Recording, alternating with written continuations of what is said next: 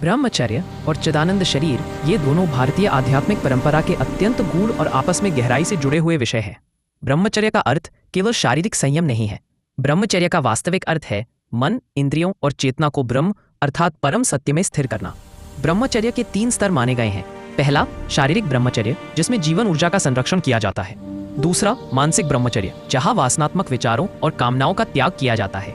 और तीसरा, आध्यात्मिक ब्रह्मचर्य, जिसमें व्यक्ति अपनी चेतना को आत्मा में स्थित करता है। ब्रह्मचर्य के अभ्यास से ओज, तेज और मेधा का विकास होता है।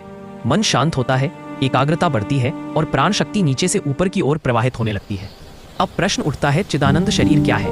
चिदानंद का अर्थ है चित्त यानी चेतना और आनंद यानी परम सुख। चिदानंद शरीर कोई भौतिक शरीर नहीं है। यह आत्मा की जागृत, शुद्ध और आनंदमय अवस्था है। शास्त्रों में शरीर के 4 स्तर बताए गए हैं: स्थूल शरीर, सूक्ष्म शरीर, कारण शरीर।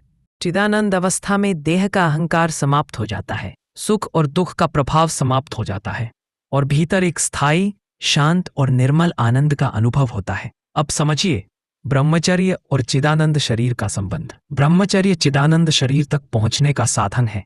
जब व्यक्ति अपनी ऊर्जा को बाहर नष्ट करने के बजाय अंदर संचित करता है, जब वह मन को वासनाओं से मुक्त करता है और नियमित ध्यान व साधना करता है, तब कुंडलिनी शक्ति जागृत होने लगती है, चित्त शुद्ध होता है और आत्मा की चेतना प्रकट होने लगती है।